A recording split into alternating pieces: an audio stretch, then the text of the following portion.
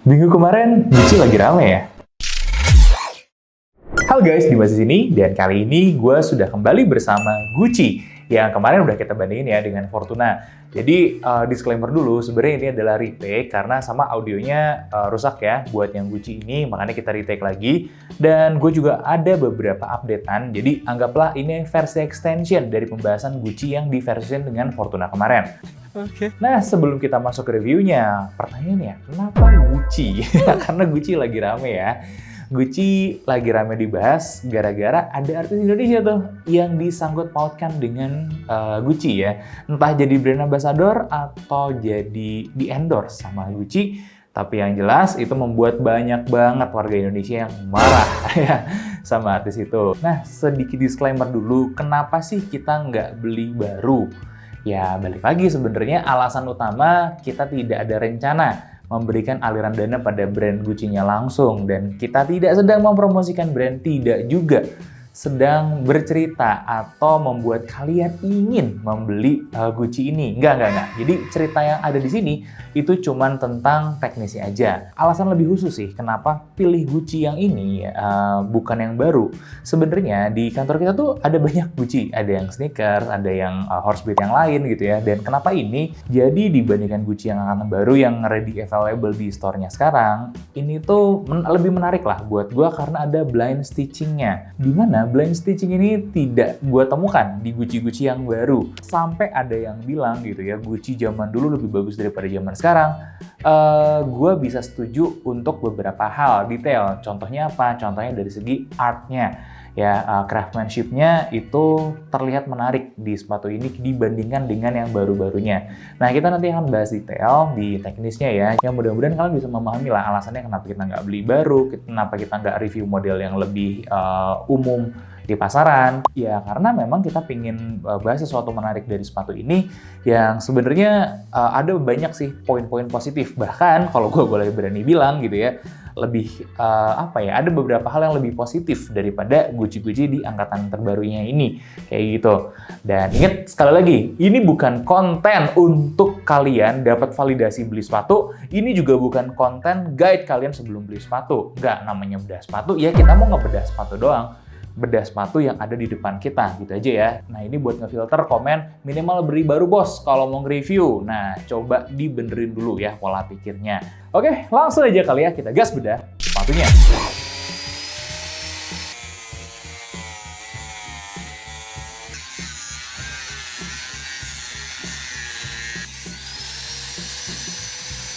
Dan ini dia Gucci Horsebeat Loafers.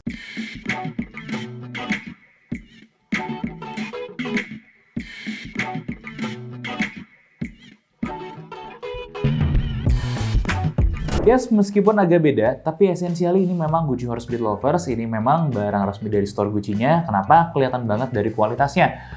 Beda sih, kalau KW nggak akan ada di titik ini. Nanti kita akan bahas satu persatu, mulai dari segmen yang pertama kita akan bahas leather di uppernya dulu. Jadi FYI aja, upper ini memang full leather, full kulitnya asli. Tapi apa yang terjadi di sini itu bukan yang paling premium. Dimana ini gue nggak tahu nih kualitas kulitnya sebenarnya apa, karena dia diamplas lagi, dibuang bagian paling atasnya ya. Nah, kemudian dikasih finishing. Finishingnya ini ternyata cukup tebal. Ini nggak memuaskan sih kalau buat gue ya. Kenapa? Karena kalau buat leather goods, gue lebih suka kalau gue bisa lihat grain aslinya. Gue lebih suka kalau finishingnya nggak sebanyak itu. Karena kalau kita beli luxury products, biasanya ya, artinya produk-produk yang dibeli pun nggak murah. Dan harusnya material yang dipakai juga nggak murah. Nah, karena material yang dipakai nggak murah atau premium, kita harusnya bisa lebih enjoy, lebih menikmati lah kualitas dari si uppernya itu. Nah, tapi di sini nggak. Tapi apakah artinya ini jelek? Nggak juga sih. Ini artinya lebih ke biasa-biasa aja. Kalau dibilang jelek pun enggak, karena masih ada sisi positifnya. Dimana kalau kita dapat kulit dari tannery ya, dari tukang samak, itu biasanya finishingnya nggak rata. Ada yang mungkin ada bekas-bekas lukanya kah, ada yang mungkin ada bekas guratan atau pigmen yang nggak rata gitu ya. Dari sananya lah, memang dari kondisi sapinya ya. Sapi kan badannya besar begitu, tapi nggak semuanya warnanya seragam, nggak semuanya mulus tanpa cacat, tanpa luka, dan lain sebagainya. Digigit nyamuk pun bisa nanti ngaruh di sininya. Makanya kemudian banyak produsen luxury goods yang nggak mau pusing, dia amplas ringan aja bagian paling atasnya, kemudian dikasih finishing lagi. Nah, itu membuat apa? Membuat si barangnya, si produknya nanti itu finishingnya seragam. Jadi bagian luarnya terlihat seragam.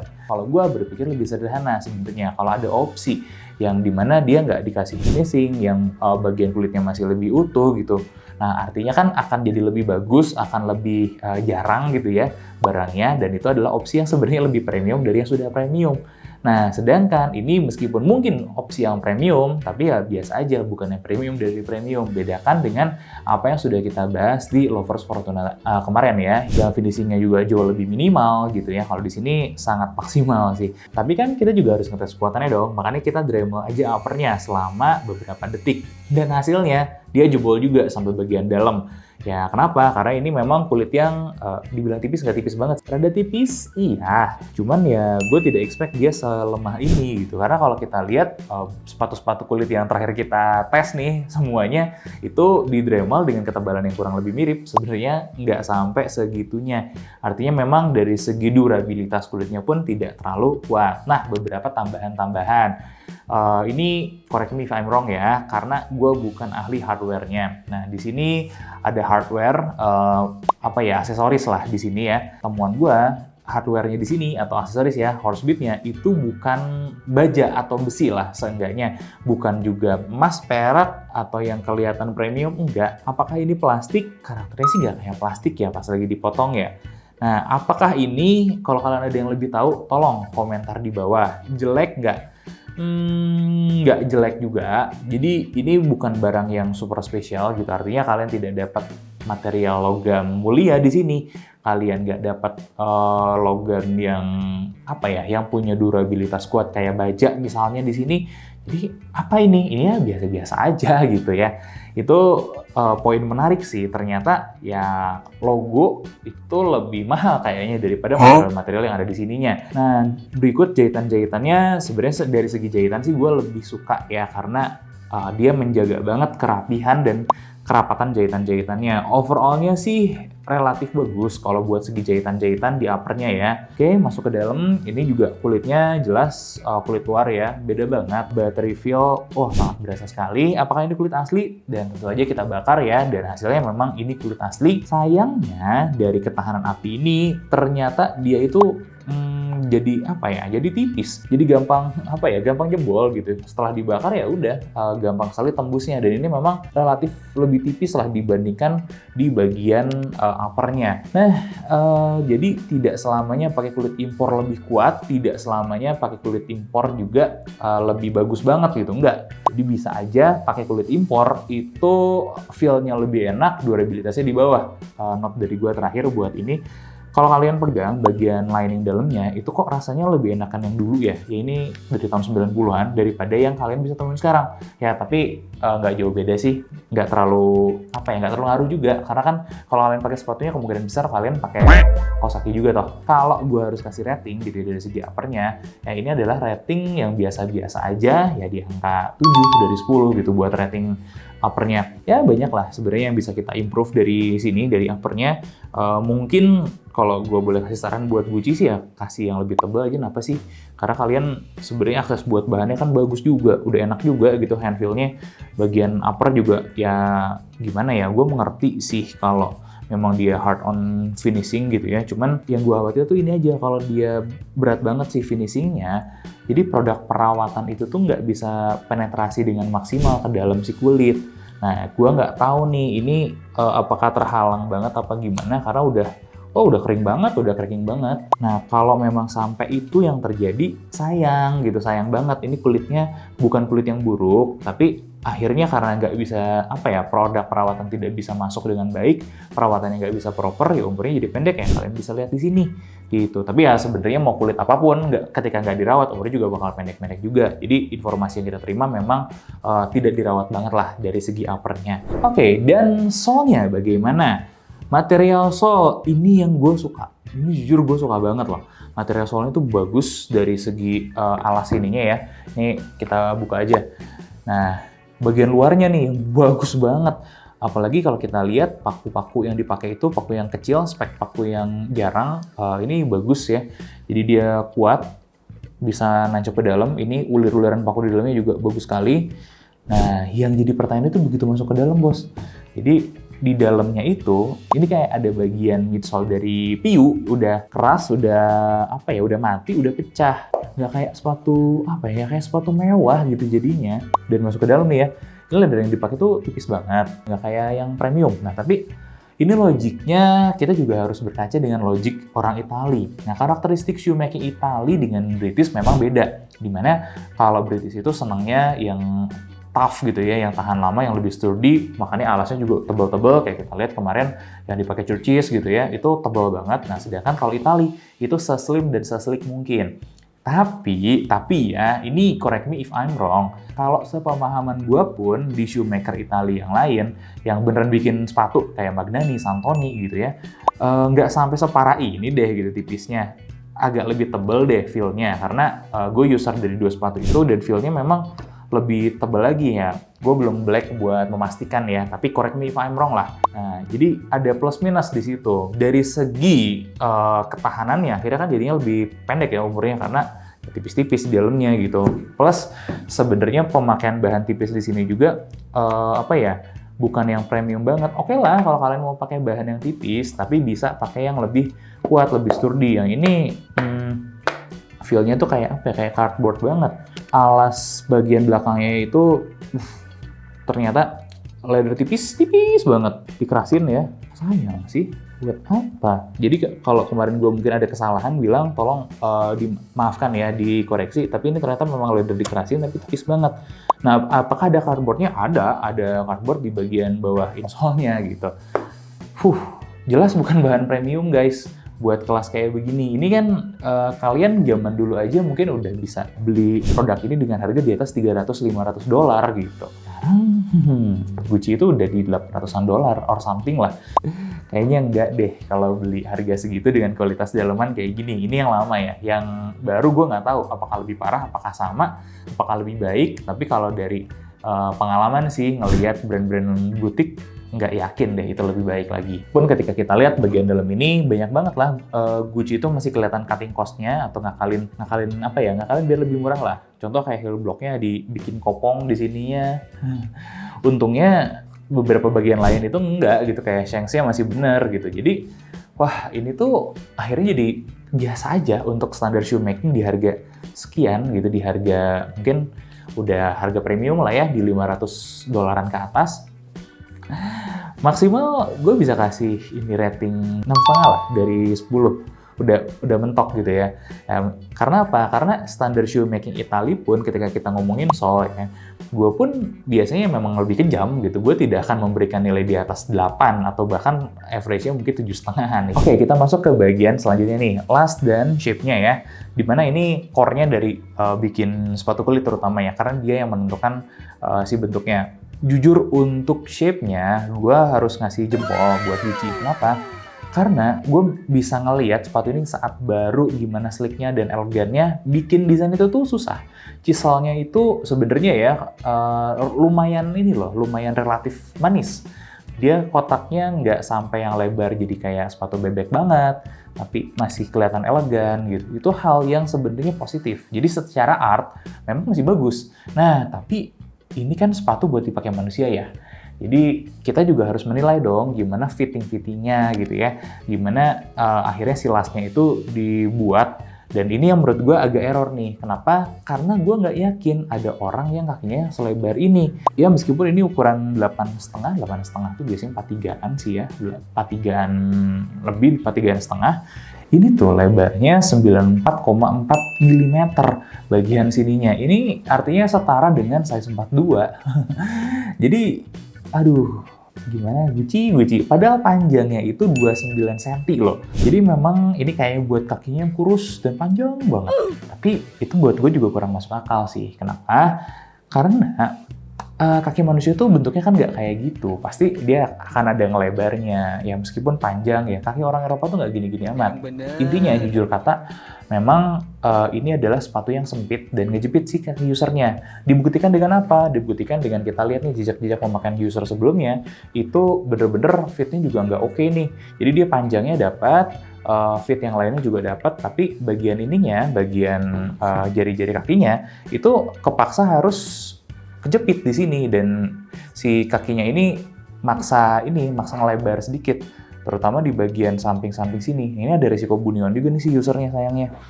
Ya kelihatan banget sih di kanan kiri. Nah, jadi memang tidak dipikirkan sampai segitu. Di mana ya, kalau memang kita ngomonginnya shoemaking Itali, kita ngelihat Magnani, Santoni juga karakteristiknya seneng bikin sepatu yang panjang, yang elongated. Tapi kalau di Magnani, Santoni gitu ya, gue sebagai user tidak pernah kaki gue kejepit di size yang bener gitu ya. Jadi gue tuh selalu pakainya satu size di atas brand UK kalau buat brand Itali. Misalkan gue bisa pakai 10,5 di brand UK, nah di Itali gue pasti pakai 11,5 gitu, karena ukuran panjangnya juga berkaca dari sana. Tapi dari segi lebarnya justru lebih melebar daripada sepatu UK. Lebih enak lah buat dipakai. Gue jarang kejepit loh di sepatu-sepatu Italia yang lain, dan ini justru kejepit banget. Padahal width-nya gue tidak ngambil yang sangat wide, yang standar, yang tengah-tengah. Dan ini width-nya nggak ada nih, dia nggak ada kelebarannya apa, berapa gitu. Jadi, wah ini sayang banget sih kalau menurut gue tidak perfect di segi itunya. Dia bisa bikin last yang secara artnya bagus, tapi tidak mikirin kaki usernya. Dan ini fatal sih kalau menurut gue ya, sangat fatal sekali buat barang yang akan dipakai. Jadi fittingnya bener-bener sempit banget. Kalian juga mungkin ingat ya pembahasan kemarin seperti apa, sempit di bagian atas, agak sempit sedikit. Ini instepnya rendah, bagian sampingnya juga sempit sekali. Buat ini ya, gue akan kasih rating maksimal di angka 6 dari 10. Sedih banget emang. Next, gue akan bahas bagian konstruksinya. Ini bagian yang biasanya paling sering gue ulik-ulik ya. Tapi intinya gini, ini memang beda pakem lagi, sekali lagi dengan British. Pakemnya di Italia itu gimana caranya si konstruksi itu kuat, cukup, dan seslim mungkin. Makanya dipilihlah Black Stitch. Nah, apakah Black Stitch-nya ini bagus? Enggak, ini Black Stitch biasa. Black Stitch itu apa? Jahitannya dari sole luar itu tembus ke dalam insole. Nih bagian sininya. Nah, Black Stitch-nya ini tidak ada yang lebih spesial apa gimana. Nah, pemahaman gue, Black Stitch itu bisa dimodifikasi sedikit.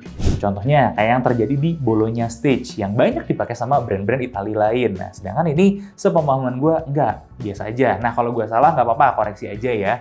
Tapi yang terjadi di sini, ini Black Stitch dengan sedikit tambahan. Tambahannya apa? Tambahannya bantalannya PU-nya udah nggak bermanfaat sekarang, udah kempes, udah habis, udah mati gitu. Jadi bisa dianggap tidak ada juga ya kalau kalian pakai dengan kondisi kayak gini. Kalaupun mau diisi lagi, di repair gitu, dibuka, diisi lagi di sini, ya bisa aja. Tapi jangan pakai PU, bisa pakai cork yang lembaran misalnya, itu akan sedikit lebih baik. Tapi room yang dikasih juga nggak gede ya ternyata. Beda sama, mungkin kalian ingat ya, kita pernah potong aksal Shoe & Co. Nah, itu pas dibongkar memang ada lapisan corknya gitu. Itu lebih oke sih kalau menurut gua, dan room buat si corknya juga agak lebih lumayan daripada ini. Jadi tanggung gitu loh. Apa ya, dari segi konstruksinya sebenarnya sih pakem Black Stitch-nya oke. Tapi ya nggak maksimal aja. Bukan sesuatu yang spesial lah untuk di harga sepremium ini. Size-nya, availability-nya ada, bagus. Gue suka juga dengan pemakaian paku-pakunya. Ini sangat bagus sekali. Jadi secara basic construction-nya cuman cukup aja, cuman sekedar biasa aja. Nah, yang menurut gue lebih bersinar itu sebenarnya adalah di penggunaan blind stitching. Kalian lihat nggak ada jahitan di sini? Nggak ada kan? Nah, itulah yang namanya blind stitching. Blind stitching itu disembunyiin si jahitan-jahitannya, lubang jahitannya. Caranya gimana? Bagian kulit dari alasnya ini itu dikelupas sebagian, ya. Kemudian jahitannya ditembusin ke bagian yang dalamnya ini. Nah, barulah setelah selesai dijahit, diratain lagi semuanya. Dibikin nempel lagi semuanya, jadi ketutup. Itu keren sih, itu keren, dan secara art juga itu bagus banget. gue puas sih ngelihatnya. Gue juga punya gitu ya sepatu-sepatu dengan blind stitching kayak gini. Bikinnya tidak mudah, butuh skill artisan yang lebih tinggi. Jadi secara artnya memang estetikanya menang, tapi secara teknis ini biasa-biasa aja. Jadi kalau mau dibawa fair-fairan nih ya menurut gue ini cuma ada di angka 7 lah. 7-nya artinya apa? Secara konstruksi cukup aja, nggak ada yang spesial, dia kebantu sama artnya. Coba kalau nggak blind stitching, pasti gue drop lagi deh poinnya ya. Oke, yang terakhir kenyamanannya. Dan menurut gue ini yang paling mengecewakan sih. Kenyamanannya ini sangat nggak nyaman banget. Bahkan kalau kita cari nih dari semua sepatu kulit yang pernah kita review yang di atas 1 juta, ini kayaknya ini yang paling gak nyaman, jujur. Kenapa? Kita berangkat dulu dari fitting. Kelihatan banget kaki usernya ini udah kejepit gitu ya, sampai leathernya ini yang dipaksa melebar. Kebayang gak enaknya nggak sih pakai sepatu yang ngejepit banget? Aduh, kejepit banget dalam waktu yang lama, udah dijepit, ditarik lagi bagian depannya. Sedih gitu. Ngelihatnya itu bener-bener sedih. Padahal bisa dibikin fittingnya yang lebih baik. Even buat ini ya, buat standar kaki Eropa pun ini tuh sempit loh kalau menurut pengamatan gue ya. Nggak banget gitu. Sayangnya sih di situ. Instepnya mungkin oke lah karena ngejar kaki orang Eropa ya. Instepnya mungkin nggak terlalu tinggi. Tapi sepemahaman gue juga sebenarnya instepnya orang Eropa tuh banyak yang tinggi-tinggi juga. Jadi memang kakinya mereka kurus, panjang gitu ya, jari-jarinya panjang, tapi instepnya ya tetap tinggi. Bagian lebarnya agak lebar juga gitu. Jadi jelas tidak akomodatif lah buat kaki orang pada umumnya gitu, nggak seenak itu gitu ya. Itu fail besar sih kalau menurut gue, failnya sangat besar sekali dari segi itunya. Nah, kemudian kita lanjut nih ngomongin hal lainnya yang disiapkan di sini. PU itu umurnya kan pendek ya, paling buat 2 tahun 3 tahun. Jadi kalau kalian pakai sepatu kulit kan sebenarnya nggak untuk 2 tahun 3 tahun aja, nggak untuk 4 tahun 5 tahun aja, tapi panjang. Buktinya apa? Ini sepatu memang udah lama banget, tapi masih bisa survive sampai sekarang dan masih bisa dipakai sebenarnya. Nah, tapi karena PU-nya udah habis, udah hilang, jadi nyamannya berkurang. Artinya apa? Kelihatan banget si Gucci ini tuh pengen begitu udah nggak nyaman, ya nggak usah repair deh, beli lagi aja di gua, karena banyak hal yang kalau di repair itu tidak bisa maksimal gitu. Namanya black stitch ya, kalau kita repair kan paling cuma bisa sekali, jadi umurnya memang pendek kenyataannya gara-gara konstruksinya ini dan material-material yang dalam. Jadi most of times ketika kita pakai si sepatu ini, kita akan merasakan feel jalan yang nggak nyaman, yang keras, yang ya rata begitu aja gitu loh. Tapi harganya sudah sangat premium, itu yang jadi concern gue. Harusnya kalau kita bayar harga premium, kita bayar kenyamanannya juga nggak sih? Ya kan? Dan itu yang menurut gue flop banget. Kalau boleh nih dari segi kenyamanan, ya gue akan kasih angka 4,5 dari 10 gitu. Bener-bener dari semua kenyamanan ini. Kalau kalian nggak setuju nggak apa-apa, silakan. Kalau mau debat gue juga nggak apa-apa. Tapi itu POV yang gue temukan berdasarkan penilaian terhadap sepatu ini. Kalian cukup bisa bercermin kok tentang wajah aslinya Gucci itu seperti apa. Brand boutique itu kualitasnya mediocre, biasa-biasa aja.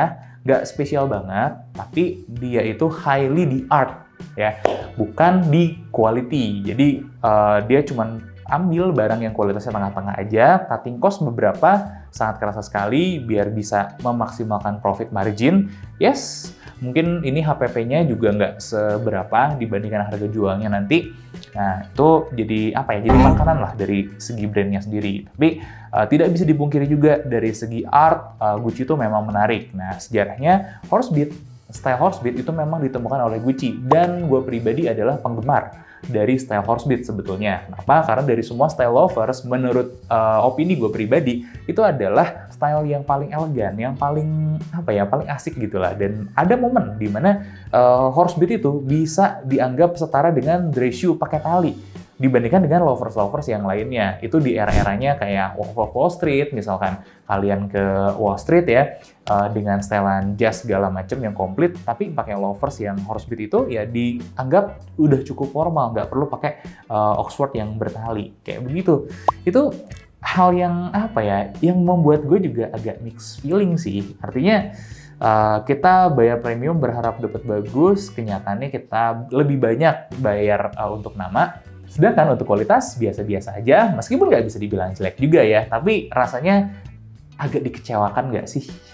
Gitu ya, di harga segitu. Dimana di harganya kita bisa lihat kompetitor-kompetitor shoemaker beneran dari Italia yang lain, dari Inggris yang lain yang juga main di harga yang mirip-mirip kurang lebih nggak jauh lah ya dengan kualitas lebih baik gitu ya. Jadi kalau memang akhirnya kalian suka dengan style Itali, saran gue udah lihat aja shoemaker Itali yang lain. Contohnya kayak Magnani, Santoni yang meskipun nggak super gimana banget, di range harga yang di bawah yang ditawarkan lebih baik daripada Gucci misalkan. Atau kalian bisa cari merek-merek Itali yang lebih legend. Gue nggak terlalu apal ya, gue nggak terlalu apal yang lebih high end-nya seperti apa, tapi kalau kalian tahu bisa lah tambahin di kolom komentar. Dan rating final buat sepatu ini adalah di 6,3. Oke, itu aja dari gue. Kalau kalian ada yang ngikutin Gucci, ngefans sama Gucci, boleh lah kita diskusi, kita komentar ya. Karena mungkin pengetahuan gue tentang luxury goods tidak segitunya dalam ya. Dan kalian juga selalu komen kan, beli barang mahal itu bukan beli kualitasnya aja, tapi ada biaya promosi, biaya brand, dan yang lain-lainnya. Ya oke lah, mungkin itulah yang membuat Gucci mahal gitu. Tapi ini dari perspektif teknis dan perspektif konsumen sih. Gue ngelihat barang kayak gini nggak seharusnya semahal itu. Tapi kalau kalian beli pun silakan-silakan aja. Karena memang pada akhirnya ini bukan untuk cari kualitas, bukan untuk cari kenyamanan, tapi untuk cari brandnya. Nah, gue Dimas undur diri dan gue mohon maaf atas kesalahan-kesalahan dalam previewan ini. Mudah-mudahan ini bisa jadi konten hiburan yang edukatif buat kalian. Dan sampai ketemu di bedah sepatu selanjutnya.